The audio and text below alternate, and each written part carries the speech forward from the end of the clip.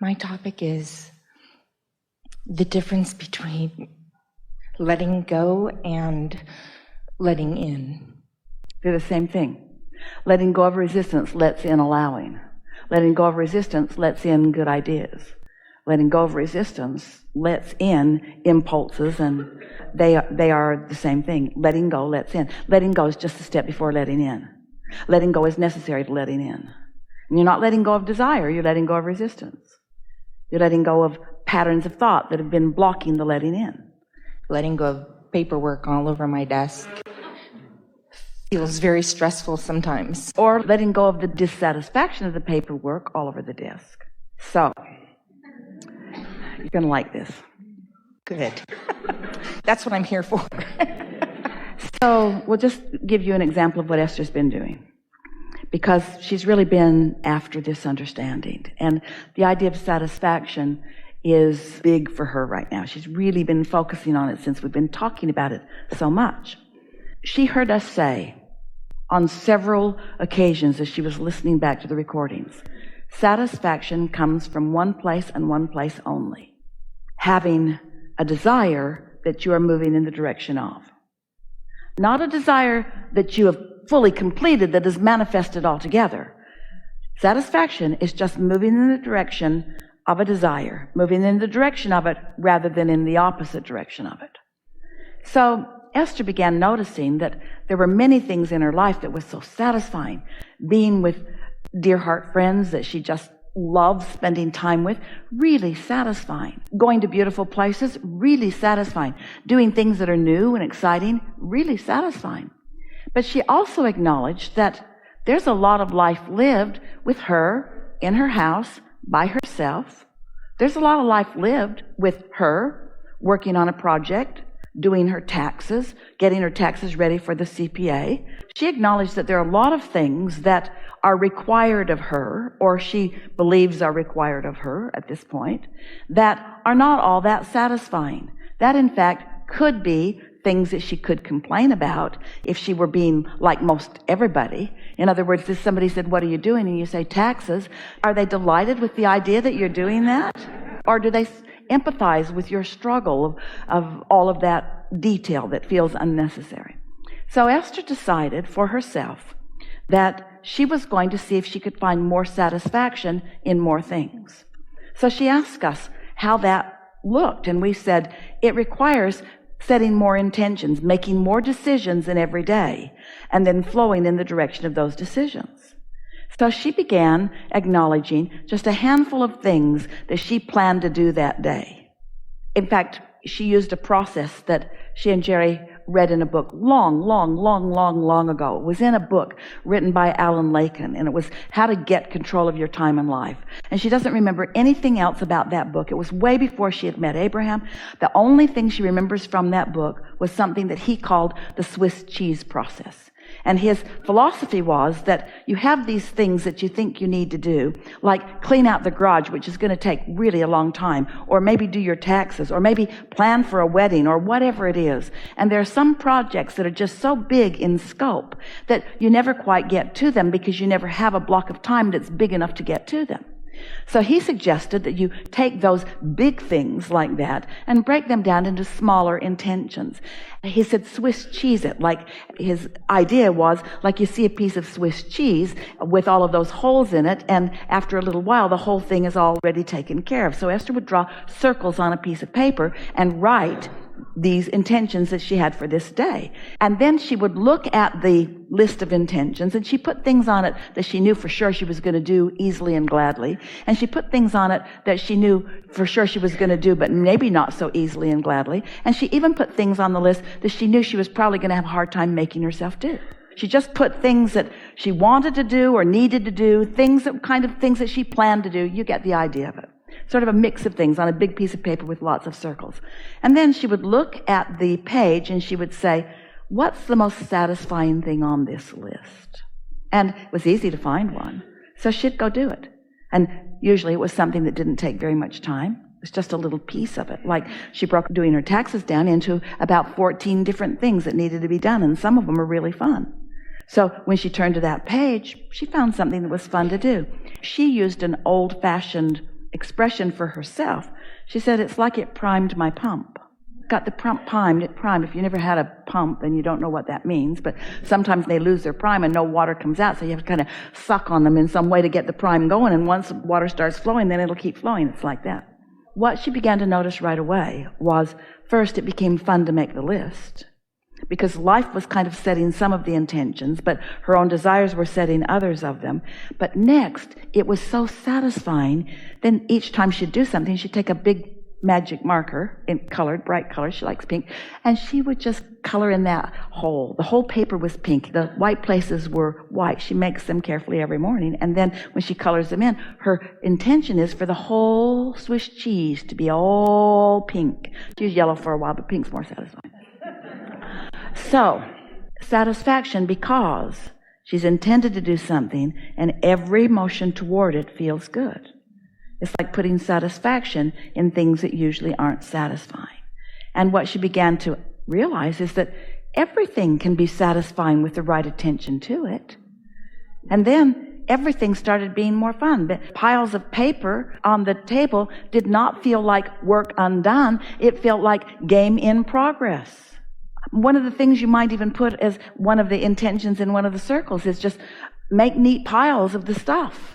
Not trying to sort it, just make neater piles. And then another circle might be to turn them crisscross so that you can tell where one project stops and another project starts. Just make some sense of it. Make sense of the mess of the piles on my desk. That could be so satisfying when you just kind of get a look at it and sort it all out. Don't do it. Don't do it. When Esther rides with her family into their neighborhood, they'll say, let's check the mail. And Esther always says, yeah, check it, but don't get it. She's trying to Swiss cheese everything. Just check the mail. Don't get it. She's just teasing with them, and we're just teasing with you. But you get the sense of what we're talking about? So now go back to the piles on your desk and feel the dissatisfaction that you were feeling about them as you were expressing them to us, and then talk about them from this new framework and see if it feels more soothed to you. That part definitely does. I think letting go. I feel like But you keep saying letting go. What are you letting go of? Because you're not actually letting go while you're using the words letting go. Right? It isn't about letting go of something, it's about going somewhere else. You might say, I'm going to let go of my paperwork dysfunction. But the whole time you're talking about it, you're not letting go of it. Or you could say, I'm going to Swiss cheese my desk today. Well, while you're Swiss cheesing your desk, you're letting go of your paperwork dysfunction. It's not just that. I feel like I'm pretty good at pivoting to a better feeling thought, and I think about that a lot. What's got you so overwhelmed? That unproductive thoughts keep coming back. Well, and I keep pushing them aside. Nope, I'm going to pivot over here. But you see, when you push them aside, they're not deactivating. When you push them aside, you're saying, you go over there. I see you still there. You're still there. I say, you're right where I put you. You stay right over there. In other words, when you push something aside, it's like just the motion of pushing. There's only attraction. There's no getting rid of anything. You can't push anything away. You can't push it away. But you can focus on something else. Keep talking. You know enough of this, and we're nitpicking over all of your words, but there's something that is going to surface here that you're going to feel, and others too. So just keep processing with us. So when I think a negative aspect... Are you saying to us that you've got thoughts that you keep thinking, which is a belief is just a thought you continue to think, that are not serving you, like everybody does? Is that what you're saying to us? That you have unproductive or unnecessary or hindering thoughts? Or memories. And so your question about them is what? How can I render them dormant? Yes. How can I keep them from being active? So what's the logical answer? How do I keep a thought from being active? How do I allow it to be dormant? What's the obvious answer? Think of something else. Well, you went right to the answer, because most people would have said, don't think about it. And then we would have said, you took our line. We would have said, think of something else. You have taught me so well. Think of something else. But what we're saying to you is, sometimes the things that you think you should be thinking about, you think that they should be big, like the negative thoughts. So here, we haven't talked about this before, but oh boy, is this going to be a wonderful conversation. Think about this. This is so good. We're just going to enjoy it ourselves for a little while. First, focus upon the two ends of the stick, wanted and absence of wanted. Then let's consider, as you are presenting here, that you have an issue or a negative thought that's active, a belief or a problem or something. We are just enjoying this so much. Just give us a moment. The other end of that stick, so let's say it's something that's been going on for a while.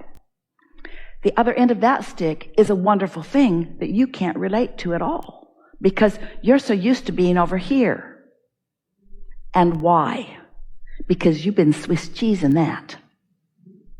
That issue didn't get big all at once. It got big this experience at a time and this experience at a time and this experience at a time. You might feel insecure because that person said that to you in third grade and that person said that to you in first grade and that person said that to you yesterday. In other words, you've been Swiss cheesing the negative end of the stick. So we're suggesting that you now Swiss cheese the positive end of the stick. So instead of saying, I got to get my act together and get on the other end of that, which you can't do, just ask yourself, what of that big issue is bothering you the least, and then it's easier for you to find the other end of that Swiss cheese little tiny piece of the issue.